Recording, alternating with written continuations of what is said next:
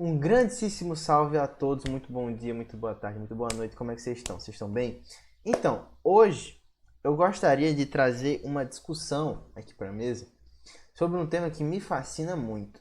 E não fascina só a mim, fascina muitos matemáticos por aí há milênios, tá? Há alguns milênios, que é a discussão sobre números primos. Primeiro, para começar a discussão, eu acho importante a gente começar, antes de falar em si dos números primos, falar um pouquinho sobre os pré-requisitos que vão ser necessários para acompanhar a aula de hoje. Não são muitos, tão pouco complicados. O primeiro dele é o conceito de múltiplos e de divisores. Vou começar pelos múltiplos aqui.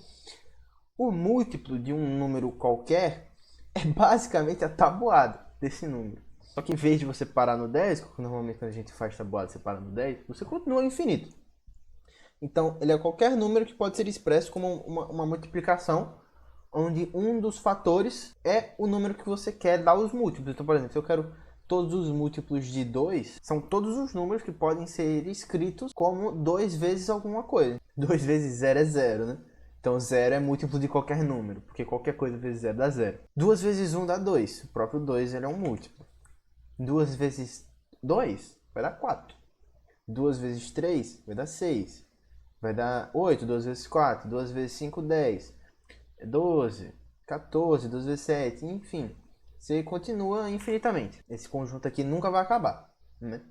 E você percebe que todos esses números aqui são pares. Todos esses números aqui são pares. Então todos os múltiplos de 2 são pares. Por isso que a gente diz que um número par ele pode ser escrito dessa forma aqui, como 2 vezes k. Isso aqui aparece de alguns jeitos, né, diferente de onde você vê. 2 vezes n, 2 vezes, sei lá, qualquer letra. Mas é basicamente isso que quer dizer.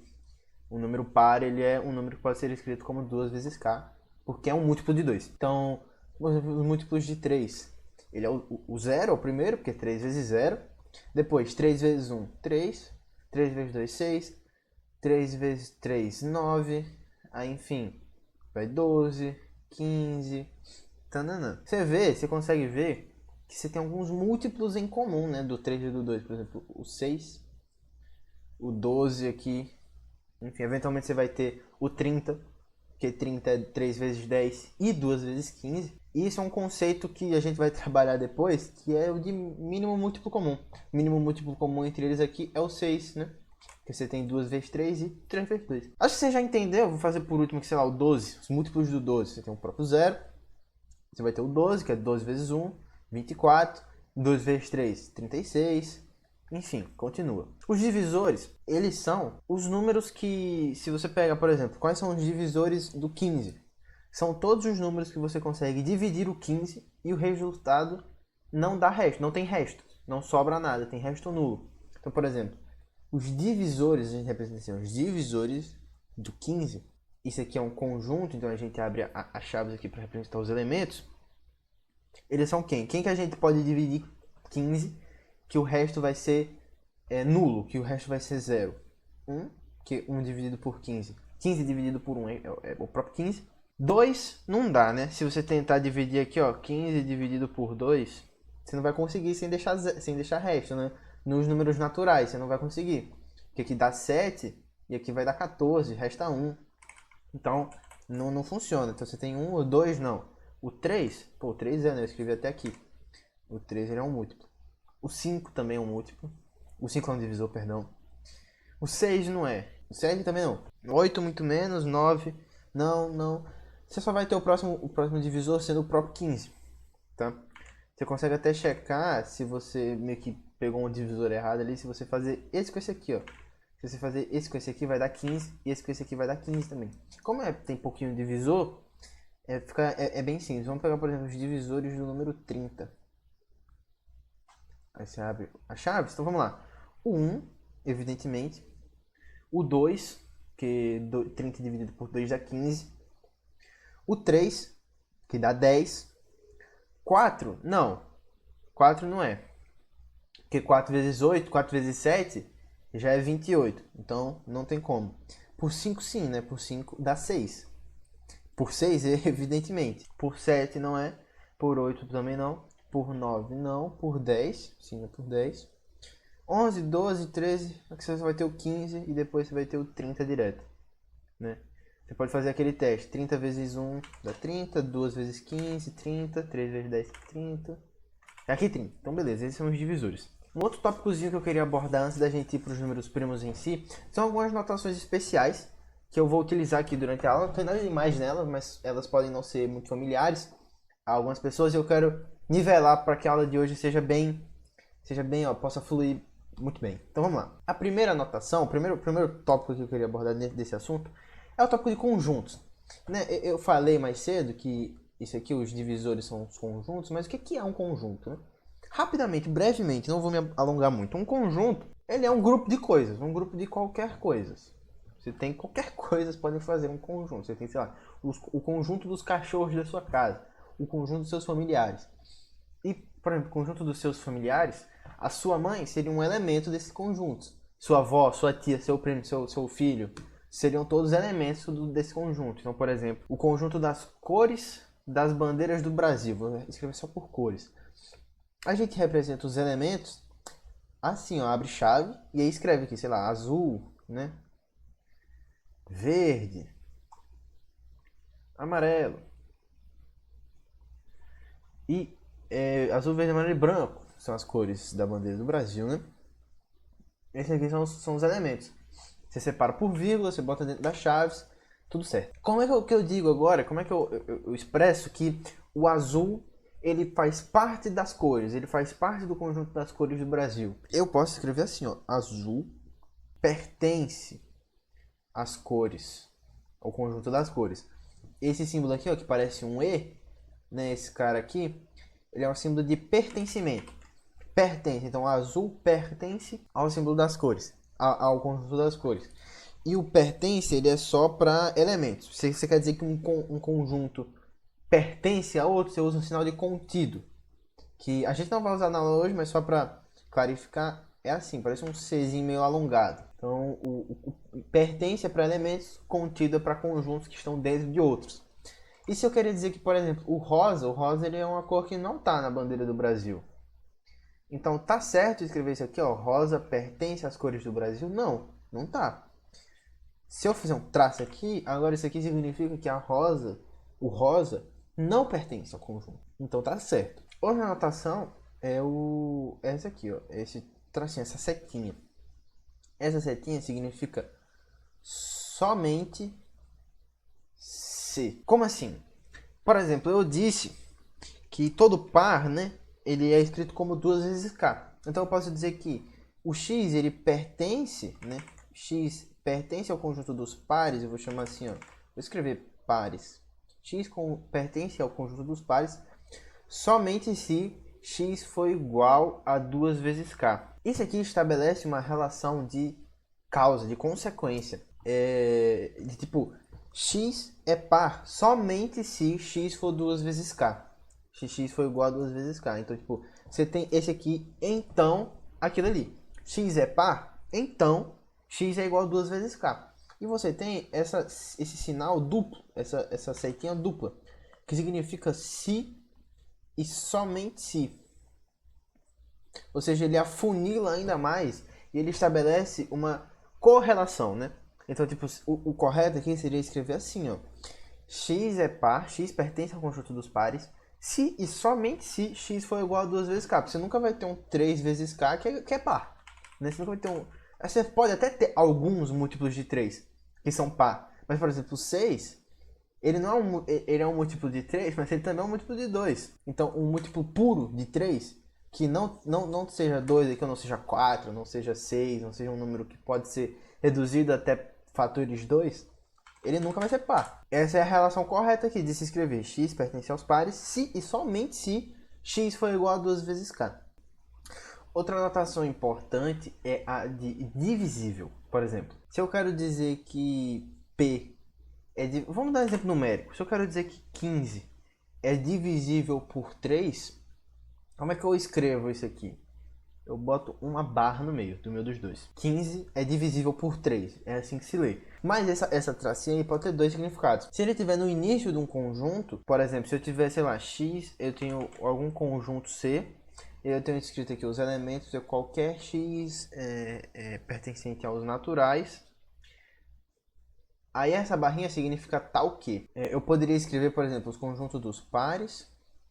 Ele é representado, né? Os elementos são um x natural, tal que x é igual a 2 vezes k. Também está expressando a mesma coisa aqui. Tá? Isso aqui quer dizer a mesma coisa. Só que agora tem uma notação um pouco mais concisa. Quando essa barra está aqui separando dois números ou duas letras, assim, meio que não estão no início aqui desse conjunto, se lê divisível. Quando está no início, normalmente sempre vai ter esse x pertence a alguma coisa, x pertence a algum outro conjunto numérico, e tem a barrinha depois, se lê tal que. Agora, tendo nivelado todo mundo vai conseguir acompanhar essa aula aqui. A gente pode ir para a discussão principal, que são os números primos.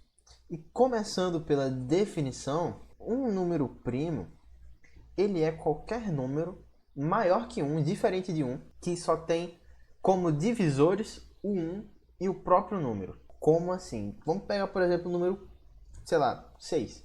6 não é primo. Porque 6 pode ser dividido por 1, beleza. Por 1, se ele puder ser divisível por 1... Quer dizer, ele pode, né? Mas se fosse só esse 6, esse seria primo. Mas não. Ele pode ser dividido por 2 e por 3. Então ele tem 4 divisores. O 1, o 2, o 3 e o 6. Um outro jeito de dizer a mesma coisa que eu disse da definição é dizer que um número ele é primo se ele só tem 2 divisores naturais distintos. E esses 2 divisores, evidentemente, vão ser o 1 e o próprio número. Porque esses sempre são 2 divisores de qualquer número. Se ele só tem 2 divisores, então tem que ser o 1 e o próprio número, entendeu? Então, para representar o conjunto dos primos assim, utilizando meio que uma notação de conjuntos, né? Ficaria mais ou menos assim, ó. O conjunto dos primos, ele é formado por qualquer elemento P pertencente aos naturais, tal que P seja maior do que 1 e P é divisível somente por 1 e por P. Então, mesma coisa. P, o conjunto dos primos, ele é um P natural, tal que P é maior que 1 e P é divisível somente por 1 e por P. Então vamos pegar, por exemplo, algum número aqui e ver se ele é primo ou não. A gente tem que testar pelos divisores desse número. Então vamos pegar um número simples, vamos pegar, sei lá, o 8. Os divisores do 8 são o quê? O 1, o 2, o 4 e o 8. Então, pô, não é, né? 8 não é primo. Você tem essa porrada de divisor aqui. Você não tem só o 1 e ele mesmo. Você não tem só o 1 e o 8. Ou então você não tem só 2. Você tem 4. Por exemplo, os divisores do 17. Vamos ver se 17 é primo. Eu tenho o quê? O próprio 1. 2 não dá. 3 não. 5 também não. 7, 6, enfim. 17. Ele só tem esses dois divisores, 1 e ele mesmo. Então sim, o 17 ele é um número primo. E essa característica de ser primo recebe o nome de primalidade. Então o 17 ele é um número que tem uma característica de primalidade, ele é primo. Então eu quero discutir aqui com vocês rapidinho a primalidade de dois números específicos. Primeiro vamos começar pelo 1. Por que que o 1 não é primo? Muita gente confunde isso. O 1 é primo, o 1 não é primo? Não. O 1 não é um número primo. Por quê? Primeiro que a gente exclui ele da definição logo de cara. A gente exclui ele arbitrariamente da definição. Então o número ele é primo somente se ele for maior que 1 e divisível só por 1 e por ele mesmo. Então é isso. A gente exclui ele do 1 porque para alguns teoremas que eu vou demonstrar aqui nesse vídeo, para algumas técnicas de calcular primalidade, verificar a primalidade, se o 1 fosse primo, a gente teria problemas. O 1 ele só é divisível por 1. E se você pegar a definição de que o número primo ele tem que ter dois divisores naturais distintos, aí já morre, né? O 1 ele só tem um divisor, que é o próprio 1, ele não tem dois, ele só tem um. Então tá aqui. O 1 ele não é primo por esses dois motivos. E a primalidade do 2? A primalidade do 2 ela é um pouco especial, porque o 2 ele é primo, ele é um número primo, você só consegue dividir o 2, ó. O 1 ele divide o 2 e o 2 divide o 2. Então, ele é primo, só tem dois divisores distintos, 1 e ele próprio. E o 1, o 2, ele tem essa característica porque ele é um número muito baixo, sinceramente. Ele é um número tipo que ele tá muito próximo ali dos iniciais. Então você tem quanto menor o número, maior a chance dele ser primo. Isso é uma característica que deixou muitos matemáticos curiosos, muitos matemáticos. E você tem meio que o deserto dos primos, que a partir de um certo ponto começam a aparecer muitos poucos primos. Você tem tipo bilhares, milhões de números até aparecer um primo. Mas os primos são infinitos. Isso também é algo que a gente vai discutir. E é interessante, a primalidade do 2 é interessante, porque o 2 ele é um número par. Porque ele pode ser escrito como 2 vezes 1. Ele é o único par primo. Porque todo outro par a gente já viu que pode ser escrito como 2 vezes k. Então é múltiplo de 2. Então é divisível por 2. Eu posso dividir por 2 e aqui eu vou restar só k. Então se um número ele é par, ele é divisível por 2, ele não é primo. Então todos os outros primos, além dos 2, fora o tirando 2, são ímpares. Um número que não é primo é chamado de número composto. Então, por exemplo, qualquer outro par é composto. A gente pega, por exemplo, o número 64. Se você pensar um pouquinho, você pode até ir dividindo ele até você chegar nos fatores que formam ele. Ele é, por exemplo, ele é 2 vezes 32, não é não? 2 vezes 32 é 64. E o 32, por sua vez, não é 2 vezes 16? 2 vezes 16 fica 20, com 12, 32. O 16 já, por sua vez, não é 4 vezes 4? E o 4 não é 2 vezes 2. E esse outro 4 aqui, ó, esse 4 quebrei em 2 vezes 2. Esse 4 eu vou quebrar também em 2 vezes 2. Essa porrada de 2 aqui a gente pode simplificar para 2 elevado a 6, né? 1, 2, 3, 4, 5, 6. Então a gente quebrou o 64 nos seus respectivos fatores. Isso aqui é uma fatoração, a gente fatorou o 64.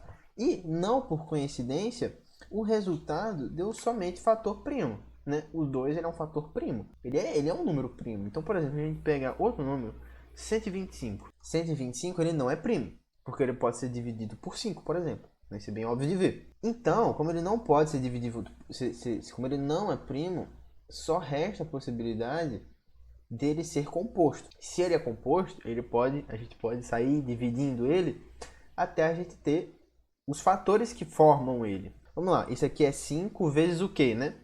5 vezes 25. 25 já é 5 ao quadrado, que é 5 vezes 5. Isso aqui é 5 ao cubo. De novo, não por coincidência, a gente tem um fator primo. A gente vai ver mais daqui a pouco que tem um teorema que diz isso, que todo número composto pode ser quebrado em fatores primos e esses fatores são únicos. Essa fatoração ela é única para cada número. E é justamente deste fato, né, que os números eles podem ser quebrados em seus respectivos fatores primos, que os primos ganham esse nome, tá? Primo vem do latim primus, e primus significa primeiro, primus com U. Do latim significa primeiro. Então, meio que significa que os números primos são os primeiros números, porque eles são os números que estão ali sempre na multiplicação de qualquer outro.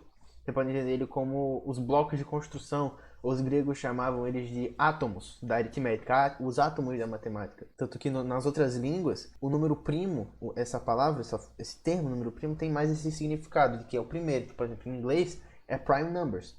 Prime vem justamente de primo, de primeiro. Em francês, por exemplo, é nombre premier, que também tem essa conotação, né? Primaire, de que é primeiro. Uma das civilizações mais antigas a ter relatos de pessoas pensando sobre os números primos e usando os números primos para calcular certas coisas, datam desde a Mesopotâmia, tipo a Babilônia, a galera já pensava nisso. Tem até os ossos de Xango, que deve estar aparecendo agora na tela, mas que não é considerado muito mesmo a primeira, sabe, a primeira época onde se teve um estudo formal dos números primos, porque considera-se que isso poderia ter sido uma coincidência. Os babilônicos, os árabes usavam alguns números primos, mas realmente não sabiam o que estava por trás ali. Se considera que foram os primeiros estudiosos em relação ao tema foi lá na Grécia Antiga. A Grécia sempre foi muito importante para a matemática. E, de novo, o cara que fez muito por os números primos, fez muito pela matemática no geral, foi Euclides, né? Eu já mencionei ele no vídeo dos axiomas. E no mesmo livro, nos Elementos, ele faz umas proposições muito importantes sobre os números primos. Ele discorre ali, ele gasta alguns capítulos.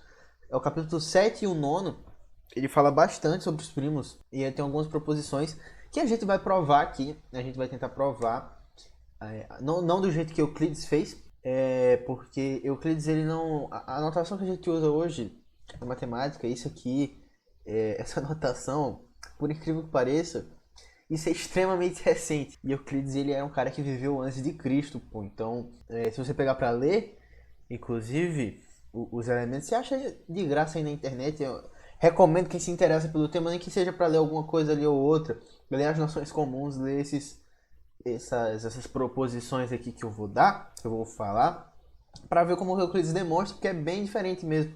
É até um pouco confuso assim a primeira instância. Ele faz tudo com palavras, ele usa retas. Euclides era um geômetra, né? Ele tratava muito mais de geometria, ele era muito mais focado na geometria. Mas as proposições, no geral, são essas aqui. E a gente vai, de novo, provar todas elas. Então, lá no capítulo 9, eu não estou com os elementos aqui, é meu caderninho.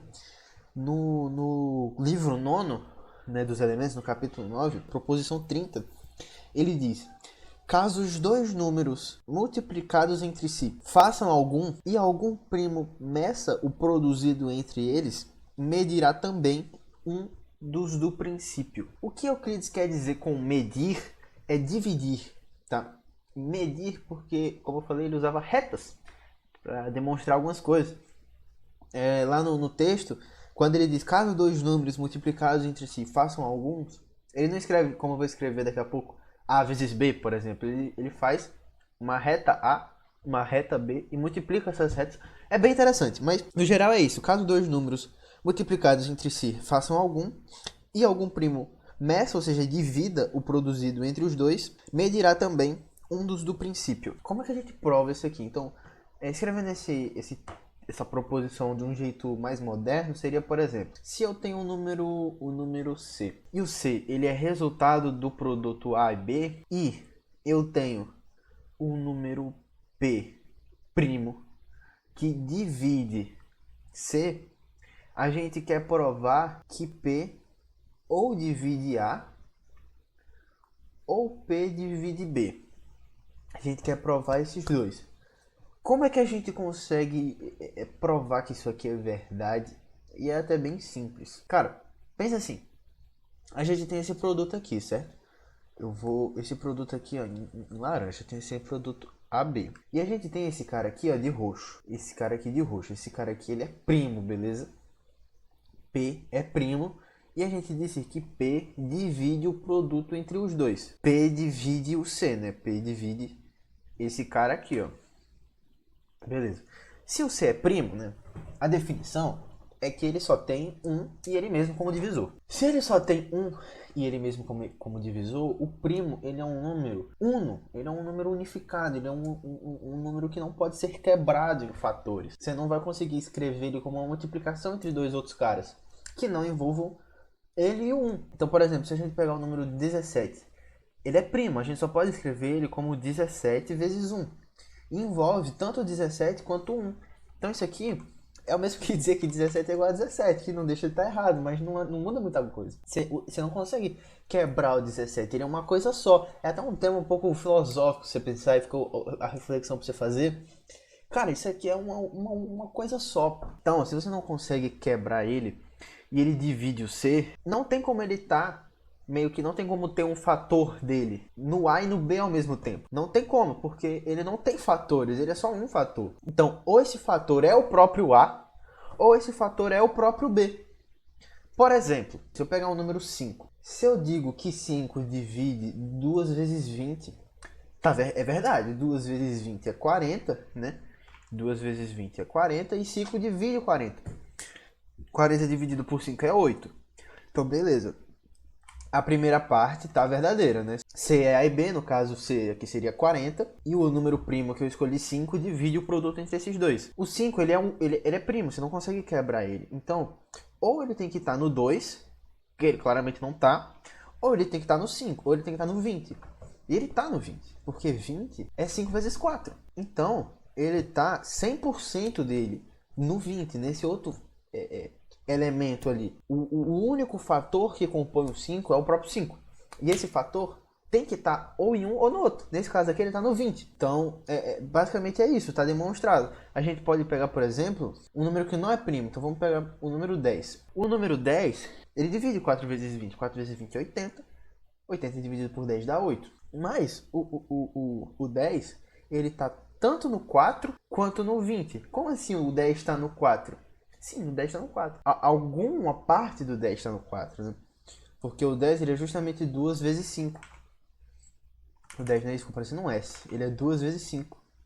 E o 2, ele está dentro do 4. Esse fator 2 faz parte do produto 4. Porque 4 é 2 vezes 2. Ele está tanto no 4 quanto no 20. Evidentemente, né? 20 é 10 vezes 2.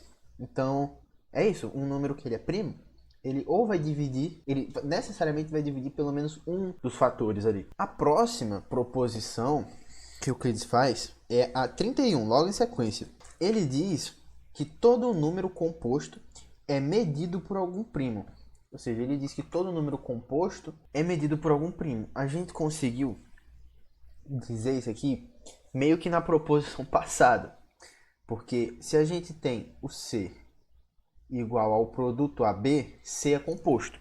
Porque C não é primo, né? A gente já viu que um número primo não pode ser escrito como um produto entre alguns outros caras. Ele não pode ser A vezes B, ou sei lá, C vezes D, porque ele é primo. Justamente, ele é algo ali dentro dele, contido nele. Ele não tem fatores. Então você não pode separar esses fatores. Mas um número composto, ele tem fatores. E a gente já viu que se você tem, por exemplo, um número P que divide ou A ou B, foi meio que o caminho reverso. Se a gente tem um P primo que divide A ou um P primo que divide B, então, se ele divide algum dos dois fatores, ele divide o produto. Então, todo número composto, ele é divisível por um fator primo.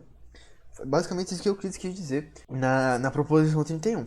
Na proposição 32, ele fala: todo número ou é primo ou é medido por algum primo. Então vamos lá. Todo número é primo ou é medido por algum primo. Seja esse número n. Então seja esse número n. Se n for primo, então vamos lá. Se n for primo, ou seja, ele só é divisível por ele mesmo, acabou por aí, não tem conversa. O que é o que ele diz? Todo número ou é primo ou é medido por algum primo. Então beleza, ele é primo. Se ele for composto, ele vai ser medido por algum primo. Porque a gente acabou de provar isso aqui em cima. Tanto aqui quanto aqui. A gente acabou de provar que todo composto ele é medido por um primo. Então, se o número ele é primo, ele não é medido por ninguém, porque ele é primo. Se ele é composto, ele é medido por algum primo.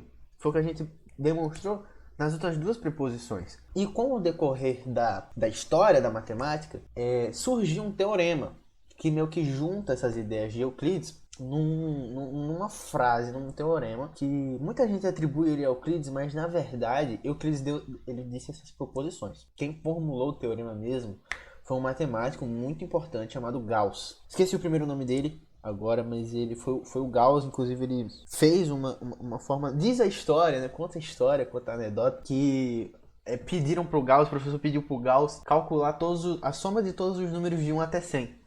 Pensando, pô, deixar esse menino aí por um tempo, deixar ele quebrando a cabeça um pouquinho. E aí o cara deu, 5 segundos, tinha feito, com uma fórmula lá, que é basicamente a soma de uma PA, né, a soma dos termos de uma progressão aritmética. A gente vai ver isso daqui algumas aulas bem mais pra frente. Mas Gauss foi um matemático muito importante, e ele que enunciou o teorema, que é o seguinte, ele tem um nome importante, hein? Tem um nome brabo. Teorema fundamental da aritmética. Ou para os íntimos, TFA. Teorema Fundamental da Aritmética, por Gauss. Gauss enunciou e demonstrou o teorema. Então vamos lá. O teorema é o seguinte. Simplificadamente, esse é o teorema. Seja um número A maior do que 1, existem primos positivos tais que A é igual ao produto desses primos. E esses numerozinhos que eu vou circular agora de vermelho são o que a gente chama de índices. Então isso aqui representa a posição, não o número em si. Então é o primo de posição 1, primo de posição 2, primo de posição 3, até o primo de posição K. Então, seja um A maior que 1, número A maior que 1, existem primos positivos, tais que o A pode ser decomposto como produto desses primos. E essa decomposição será única, ou seja, vai ter uma dessa para cada número. A gente pode começar a demonstrar se esse teorema tem duas partes. Primeiro, de que o número A ele pode ser decomposto como produtos de primos, e a segunda parte de que a decomposição será única. Por exemplo, meio que testar, né, primeiro. Então o número 2, ele é primo. Então ele só pode ser escrito como 2, né? Ele é primo. O número 3, horas, ele é 3, porque ele é um número primo. O número 4, agora sim, ele é composto. Ele é 2 vezes 2, ou melhor, 2 ao quadrado. Então ele é composto.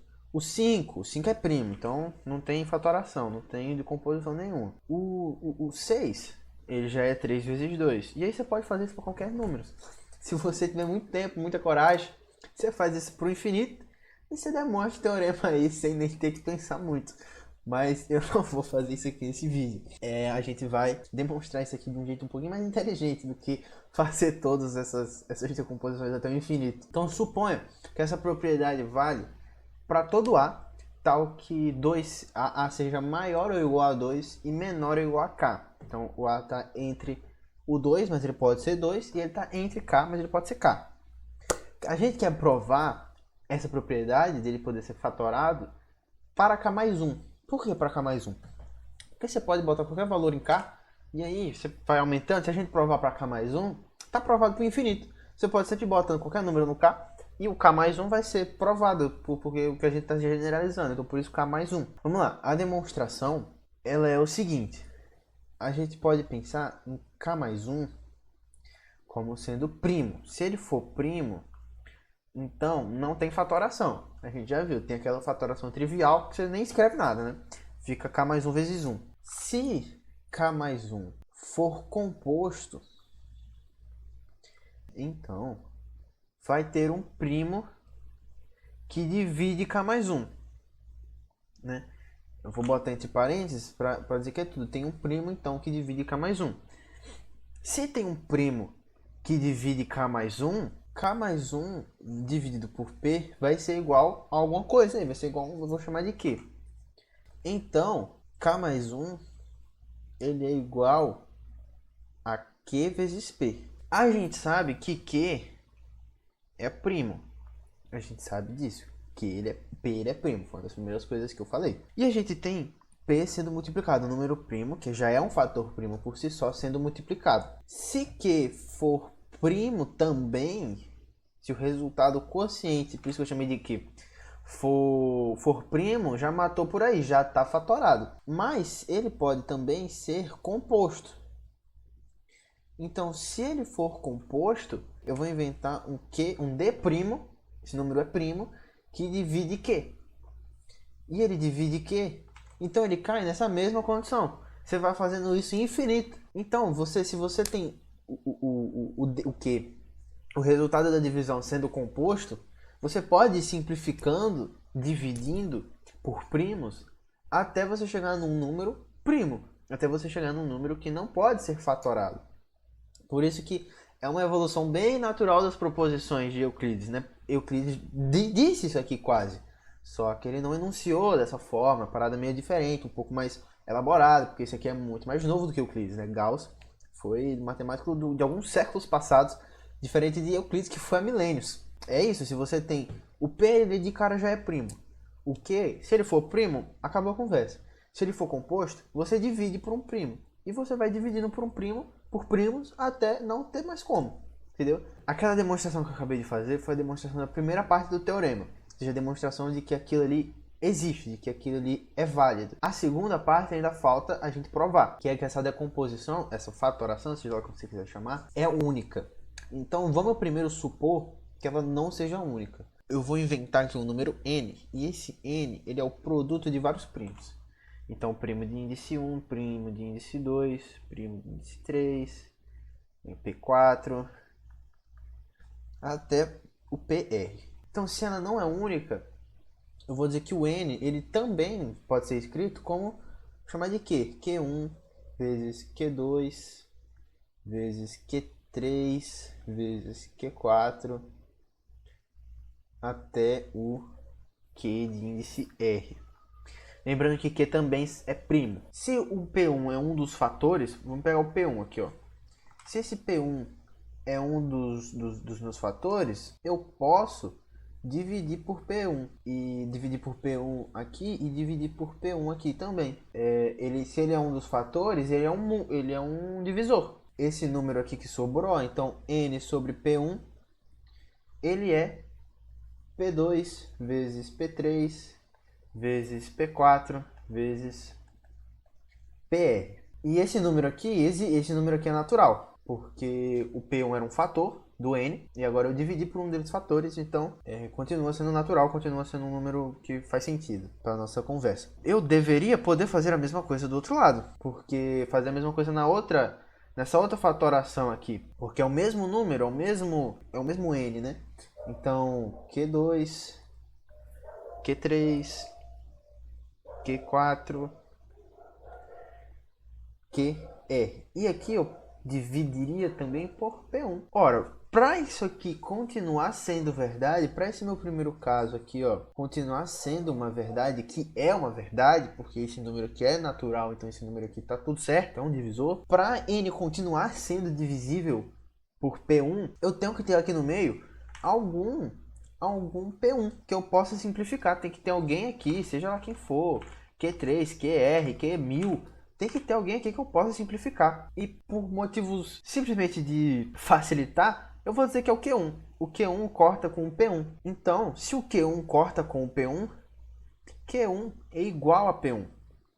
Né? Cortar é porque está dividindo. Se você simplifica eles assim, eles são iguais. Analogamente a esse raciocínio, você pode fazer isso com todos os outros. Qualquer outro P, qualquer outro Q. Vamos, por exemplo, fazer de novo rapidinho aqui. Vamos pegar P1, P2, P3, parar por aqui, PR, e aqui N igual Q1, Q2, Q3,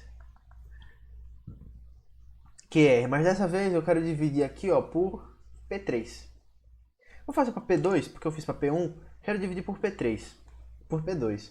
Simplifica, simplifica. E aqui eu tenho N sobre P2 igual a P1. O P2 simplificou, então pula P3, continua lá com o PR. Para continuar valendo, para isso aqui, né, ser verdade, nesse outro caso aqui, N sobre P2 tem que ser igual a Q1, Q2, Q3, QR sobre P2. Então, de novo, mesmo raciocínio. Tem que ter algum P2 aqui no meio, seja lá qual for o que, seja qual for o número, tem que ter algum P2 para poder simplificar e continuar sendo verdade. Por motivos de facilitação da minha vida, eu vou chamar o Q2 de P2. Eu vou dizer que eles são iguais, porque eu tenho que ter algum igual. Então, por esse raciocínio, Q2 seria igual a P2, como eu já fiz para o P1 e para o Q1. Fiz para o Q2 e para o P2. Você pode fazer isso para qualquer P e qualquer Q. Uma outra coisa que foi proposta por Euclides e que ele também demonstra no Elementos é que existe uma infinidade de números primos. Ele não enuncia desse jeito. Ele diz que sempre que você pegar um conjunto de primos, sempre vai ter um primo a mais. É desse jeito que ele fala. Basicamente um outro jeito de dizer a mesma coisa, né? Euclides ele escreveu um pouquinho diferente, porque é muito antigo, mas era basicamente isso. E agora a gente vai tentar também demonstrar essa coisa, né? Que existem infinitos primos. Vou até botar uma interrogação. Vamos partir do pressuposto de que não existem infinitos primos. Os primos não são infinitos. Se os primos não são infinitos, a gente consegue escrever o conjunto dos primos como, sei lá, cara, como, sei lá, bota um P aqui, ó, e diz que os conjuntos dos primos são finitos. Então, P1, P2, P3, P4, até o P, vou chamar de K, P de índice K. Já é o último P, o maior de todos, né? Eu vou botar aqui PK é maior que qualquer outro P. Eu vou usar esse aqui, ó. Qualquer outro P. Esse aqui é o quantificador universal. Então, para qualquer primo que existe, PK será maior do que ele. Lembra disso aqui, P de K, é maior que qualquer outro P, qualquer outro primo que exista. Então, beleza. Eu vou chamar de N o produto de todos esses caras. P1, P2, vezes P3, vezes P4, vezes o PK. Mais um, eu vou dizer que nesse produto tem mais um. Então, N é igual o produto de todos os primos, mais um. A gente pode testar agora, beleza, a gente tem que ver se esse N ele é primo ou não. Na possibilidade desse cara aqui ser primo, então ninguém divide ele. E a gente pode provar que na realidade ninguém vai dividir esse N. Então vamos pegar, por exemplo, vou fazer de vermelhinho, vamos pegar o P1. Vamos tentar dividir por P1. Se você analisar essa parcela aqui, ó, essa parte aqui, ela é divisível por P, então P dividiria esse cara aqui, P1, né? Dividiria, mas vai restar 1 aqui. Essa divisão não vai ser nula. Por mais que a gente não esteja dando número, né, para os caras, para os P's, para o N, a gente sabe que vai ter um 1 aqui no final que não vai ser dividido. Você não vai conseguir dividir por P1, de modo a que isso aqui permaneça aos naturais, né? Isso aqui não pertence, essa divisão não pertence aos naturais. Então, P1 não divide N. A gente pode testar com P2. Então vamos tentar, ó, N sobre P2 é igual a P1, P2, P3, PK mais 1. Eu esqueci de botar um mais 1 aqui, ó. Dividido por P2. De novo, isso aqui, ó, essa divisão, N sobre P2, não pertence aos naturais, então não é divisível, então é primo. Pode fazer com qualquer P. E sempre tem o 1 aqui, ó, que não vai deixar com que isso seja uma divisão exata. P2 não divide N. O que isso aqui prova? Se N não é divisível por nenhum dos fatores, nenhum dos primos, então N ele é um primo a mais.